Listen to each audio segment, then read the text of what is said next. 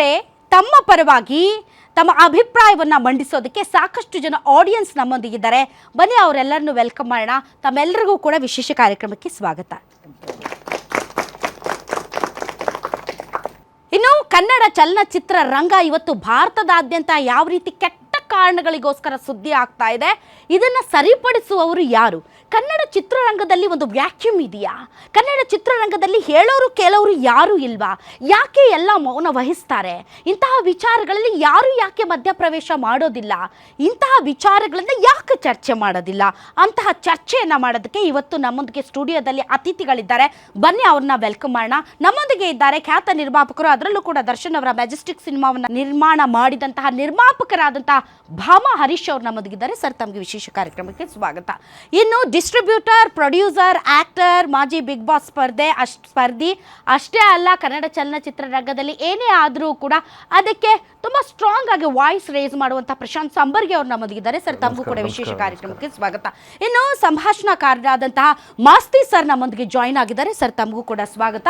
ಇನ್ನು ದರ್ಶನ್ ಅವರ ಕಟ್ಟ ಅಭಿಮಾನಿ, ಅವರ ಸೋಷಿಯಲ್ ಮೀಡಿಯಾಗಳನ್ನು ತುಂಬ ಚೆನ್ನಾಗಿ ಹ್ಯಾಂಡಲ್ ಮಾಡ್ತಾ ಇರುವಂತಹ ಸಂಜಯ್ ಅವರು ನಮ್ಮೊಂದಿಗಿದ್ದಾರೆ. ಸಂಜಯ್ ಅವರೇ, ತಮಗೂ ಕೂಡ ವಿಶೇಷ ಕಾರ್ಯಕ್ರಮಕ್ಕೆ ಸ್ವಾಗತ. ಮೊದಲನೇದಾಗಿ ನಾನು ಈ ಕಾರ್ಯಕ್ರಮವನ್ನು ಸಂಜಯ್ ಅವರಿಂದಲೇ ಆರಂಭಿಸೋದಕ್ಕೆ ಇಷ್ಟಪಡ್ತೀನಿ. ಯಾಕೆ ಅಂತಂದರೆ, ಮೊದಲಿಗೆ ಸೋಷಿಯಲ್ ಮೀಡಿಯಾ ಇರಲಿಲ್ಲ. ಆಗ ಫ್ಯಾನ್ಸ್ ಭಾಳ ಈಸಿಯಾಗಿ ತಗೊಳ್ತಾ ಇದ್ರು ಎಲ್ಲವನ್ನ. ಆದರೆ ಈಗ ಸೋಷಿಯಲ್ ಮೀಡಿಯಾ ಬಂದ ಮೇಲೆ ಭಾಳಷ್ಟು ಜನ ಸ್ಟಾರ್ ಫ್ಯಾನ್ಸ್ ಯಾರಿದ್ದಾರೆ, ಅವರು ಇನ್ನೊಬ್ಬ ಸ್ಟಾರನ್ನು, ಆ ಸ್ಟಾರ್ನ ಹೆಂಡತಿನ, ಮಗಳನ್ನ, ಅಕ್ಕನ್ನ, ತಂಗಿನ ಎಲ್ಲರನ್ನೂ ಕೂಡ ಬೀದಿಗೆಳೆದು ಅವ್ರ ಬಗ್ಗೆ ಕೆಟ್ಟದಾಗಿ ಕಮೆಂಟ್ ಹಾಕಿ ಅವರ ವಿರುದ್ಧ ಒಂದು ಷಡ್ಯಂತ್ರ. ಅವ್ರ ಸಿನಿಮಾಗಳು ಸೋಲ್ಬೇಕು, ಅವ್ರ ಬಗ್ಗೆ ಕೆಟ್ಟ ಅಭಿಪ್ರಾಯ ಮೂಡಬೇಕು, ನಾವು ನಮ್ಮ ಸ್ಟಾರ್ ಫ್ಯಾನ್ಸ್ ಎಷ್ಟು ಗಟ್ಟಿಯಾಗಿದ್ದೇವೆ ಅಂತ ತೋರಿಸ್ಕೊಳ್ಬೇಕು ಅನ್ನುವಂತಹ ಒಂದು ದೊಡ್ಡ ಕೆಟ್ಟ ಟ್ರೆಂಡ್ ನಡೀತಾ ಇದೆ. ಈ ಕೆಟ್ಟ ಟ್ರೆಂಡ್ ಬಗ್ಗೆ ದರ್ಶನ್ ಫ್ಯಾನ್ಸ್ ಏನು ಹೇಳ್ತಾರೆ? ಸಂಜಯ್ ಅವರೇ, ತಮಗೇನು ಅನಿಸುತ್ತೆ ಇದು ಈಗ ನಡೀತಾ ಇರುವಂಥ ಲೇಟೆಸ್ಟ್ ಡೆವಲಪ್ಮೆಂಟ್? ಮೇಡಮ್, ಈ ಡೆವಲಪ್ಮೆಂಟ್ಗಳು ಕನ್ನಡ ಸಿನಿಮಾ ಇಂಡಸ್ಟ್ರಿಗೆ ಕೆಟ್ಟದು. ಇದು ಆ್ಯಕ್ಚುಲಿ ಬರಬಾರ್ದು. ನೋಡಿ, ಯಾವತ್ತೇ ಆಗಲಿ ಈ ಕೆಲವು ಕಿಡಿಗೇಡಿಗಳಿರ್ತವೆ. ಅಫಿಷಿಯಲ್ ಫ್ಯಾನ್ಸ್ ಪೇಜ್ಗಳು ಒಬ್ಬ ಸ್ಟಾರ್ಗೆ ಜಾಸ್ತಿ ಇರ್ತಾವ. ಒಬ್ಬ ಸ್ಟಾರ್ ನಟನ, ಮೇಡಮ್, ಒಬ್ರು ಸ್ಟಾರ್ ಆಗ್ಬೇಕಂದ್ರೆ ಕೆಳಗೆ ಒಂದು ಹೊಸ ಸಿನಿಮಾಗಳು ಮಾಡೇನೆ ಒಬ್ಬ ಸ್ಟಾರ್ ಆಗ್ಬೇಕು.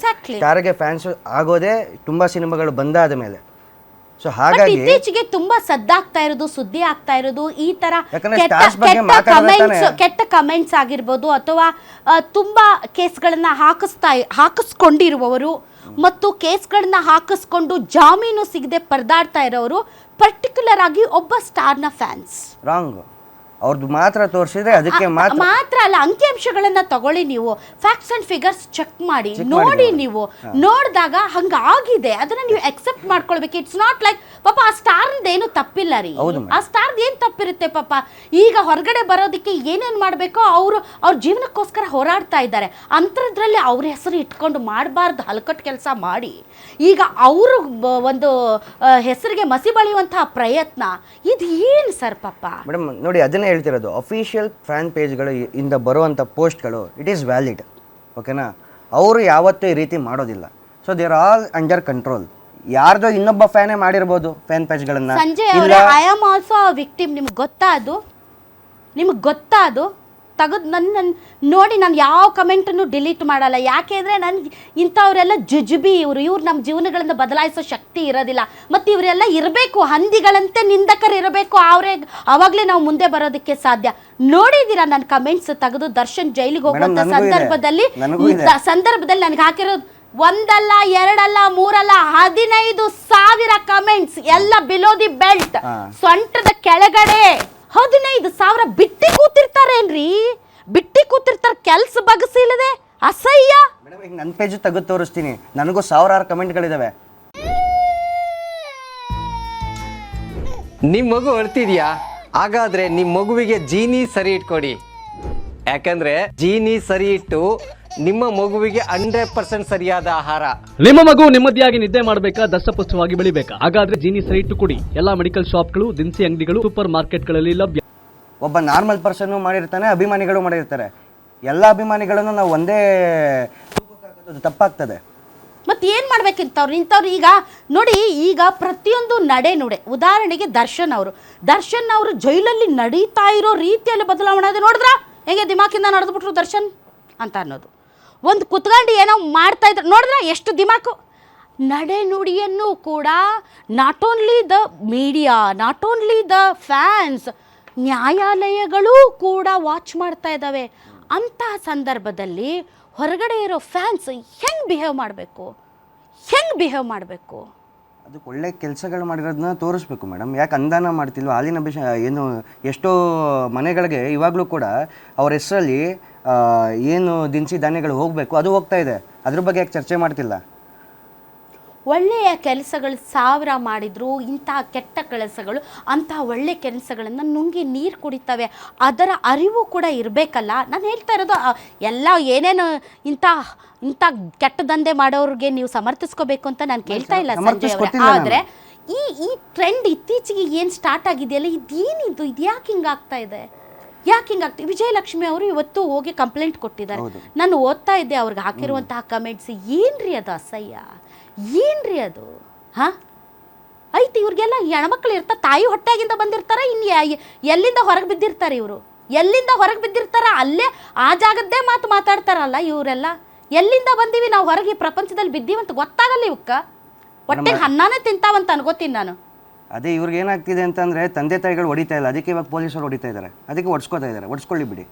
ತಪ್ಪು ಮಾಡಿರೋ ಶಿಕ್ಷೆ ಅನುಭವಿಸಬೇಕು, ಅದು ಯಾರಾಗಿ. ರಮ್ಯಾಗೂ ಹಂಗೆ ಮಾಡಿದ್ರು. For your kind information, Ramya ಅವರು ಹಂಗೆ ಮಾಡಿದ್ರು. ರಮ್ಯಾ ಅವ್ರು ತಂದು ನಿಲ್ಸಿದ್ರು ನೋಡಿ. ಜಾಮೀನ್ ಕೊಡಕ್ ದುಡ್ಡಿಲ್ಲ, ಈಗ ಜಾಮೀನ್ ತಗೊಳಕ್ ದುಡ್ಡಿಲ್ಲ, ವಿಲ ಅಂತ ಒದ್ದಾಡ್ತಿದ್ರು, ಕಾಲ್ ಹಿಡಿಯಕ್ ಬರ್ತಾರೆ. ಮೇಡಮ್ ಅವ್ರನ್ನ ಒಂದು ವಾರ ಪ್ರಚಾರ ಮಾಡಿದ್ರೆ, ಇವ್ರನ್ನ ಒಂದೇ ದಿನ ಪ್ರಚಾರ ಮಾಡಿದ್ರೆ ಹೇಳ್ತೀನಿ. ಇದೇ ತಮ್ಮ ಸ್ಟಾರ್ ನಟನ ಬಗ್ಗೆ ಮಾತಾಡಿದ್ದಕ್ಕೆ ಕಮೆಂಟ್ ಹಾಕಿದವ್ರನ್ನ ಒಬ್ಬರನ್ನ ಹಿಡ್ಕೊಂಡು ಬಂದ್ರು. ನಾನು ಕಂಪ್ಲೇಂಟ್ ಕೊಟ್ಟಿದ್ದೆ ಫಾರ್ ಯುವರ್ ಕೈಂಡ್ ಇನ್ಫಾರ್ಮೇಶನ್. ಕೇಳಿ ಇಲ್ಲಿ ಹಿಡ್ಕೊಂಡ್ ಬಂದ್ರು. ಎಂತ ಪರಿಸ್ಥಿತಿ ಇತ್ತು ಗೊತ್ತಾ ಅವ್ರದ್ದು?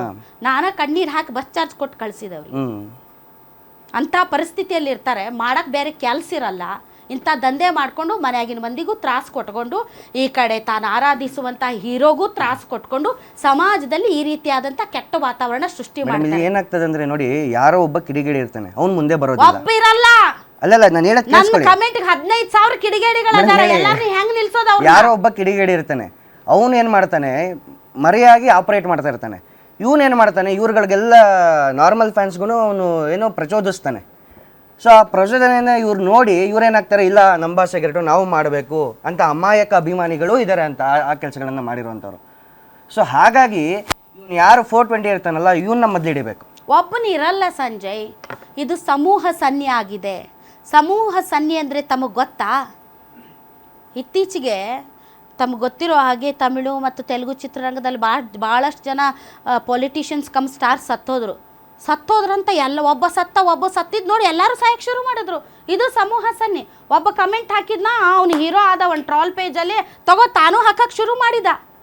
ಇವತ್ತೊಬ್ಬ ಯಾರೋ ಸುದೀಪ್ ಫ್ಯಾನ್ಸ್ ಅನ್ನೋನು ಇವತ್ತು ಅಂತ ಕೊಪ್ಪಳದವನು ಸಾರಿ ಕೇಳಿದಾನೆ ವಿಜಯಲಕ್ಷ್ಮಿ ಅವ್ರಿಗೆ. ಅದಕ್ಕೆ ಬೇಕಾಗಿತ್ತ ತನಗೆ 1/4 kg ಮಾಂಸ ಇಲ್ಲ ಅದಕ್ಕೆ. ಸಂಬರ್ಗಿ ಅವರೇ ಏನು ಹೇಳ್ತೀರಿ? ನೋಡಿ, ಈ toxic comment, below the belt comment ಎಲ್ಲ ಅಕ್ಸೆಪ್ಟಬಲ್ ಮೇಡಮ್. ಅದನ್ನು ಕೋರ್ಟ್ ಇದೆ, ನಿಂದನೆ ಮಾಡ್ಬೋದು, ಡಿಫಮೇಷನ್ ಹಾಕ್ಬೋದು, ಪೊಲೀಸ್ ಕಂಪ್ಲೇಂಟ್ ಕೊಡ್ಬೋದು. ಆದರೆ ನೆಗೆಟಿವ್ ರಿವ್ಯೂ ಅಂತ ಹೇಳಿ ಒಂದು ಪೇಜ್ ಮಾಡಿ ಆ ಫಿಲ್ಮನ್ನು ಸೋಲ್ಸೋದಿದೆಯಲ್ಲ, ಅದಾದ ನಂತರ ಪೈರಸಿ ಅಂತ ಹೇಳಿ ಒಂದು ಟಾರೆಂಟೋ ಒಂದು ವೆಬ್ಸೈಟಲ್ಲಿ ಲಿಂಕ್ ಕೊಡೋದಿದೆಯಲ್ಲ, ಟೆಲಿಗ್ರಾಮಲ್ಲಿ ಪ್ರೊಡ್ಯೂಸರ್ಗೆ ನಷ್ಟ ಮಾಡೋದಿದೆಯಲ್ಲ, ಅದು ತೊಂದರೆ. ನಿಮ್ಮ ಯುದ್ಧದ ಬರೀ ಮಾತಿನಲ್ಲಿಲ್ಲ. ಒಂದು ಪ್ರೊಡ್ಯೂಸರ್ಗೆ, ಒಂದು ಡಿಸ್ಟ್ರಿಬ್ಯೂಟರ್ಗೆ, ಒಂದು ಸಿನಿಮಾ ಮಲ್ಟಿಪ್ಲೆಕ್ಸ್ಗೆ ಆದಾಯ ಕಮ್ಮಿ ಮಾಡೋ ಒಂದು ಹುನ್ನಾರ ಮಾಡ್ತೀರಲ್ಲ, ಅದು ಒಂದು ದೊಡ್ಡ ಅಪರಾಧ. ಅದು ಷಡ್ಯಂತ್ರ. 120BL ಬರ್ಬೇಕು. ಅದೆಲ್ಲ ಅದೇ ತಂತ್ರಜ್ಞರು ಅವ್ರ ಸಿನಿಮಾಗೂ ಕೆಲಸ ಮಾಡಿರ್ತಾರೆ.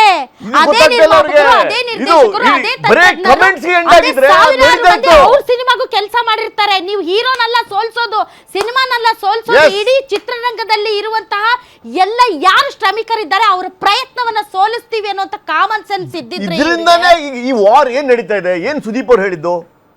ಈ ಪೈರಸಿ ವಿರುದ್ಧ, ಈ ಲೀಕ್ ಆಗುವ ಒಂದು ಟ್ರೆಂಡ್ ವಿರುದ್ಧ, ಯೂಟ್ಯೂಬಲ್ಲಿ, ಇನ್ಸ್ಟಾಗ್ರಾಮಲ್ಲಿ ಯಾವ ಪಿಕ್ಚರ್ಗಳ ಕ್ಲೈಮ್ಯಾಕ್ಸ್ಗಳನ್ನು ಹಾಕುವ, camera print, mobile print, download ಮಾಡುವ ಲಿಂಕ್ ಟೆಲಿಗ್ರಾಮಲ್ಲಿ ಕೊಡೋದನ್ನ ನೀವು ಪೈರಸಿಯನ್ನು ಗೂಂಡಾ ಆ್ಯಕ್ಟಲ್ಲಿ ತನ್ನಿ ಅಂತ ಏನು ಪರಿಯಾಗಿ ಕೇಳ್ತಾ ಇದೀವಲ್ಲ, ಅದನ್ನು ನಿಲ್ಲಿಸ್ಬೇಕು. ಈ ಕಮೆಂಟು, ಬಿಲೋ ದಿ ಬೆಲ್ಟು, ಮೆಮೇಸ್ ಮಾಡಿದ್ರು, ಫೋಟೋ ಹಾಕಿದ್ರು, ಕೆಟ್ಟ ಅದೆಲ್ಲ okay, not okay for me. No, that can be tackled. But financial loss ಮಾಡೋದಿದೆಯಲ್ಲ, that's one of the biggest dangerous thing.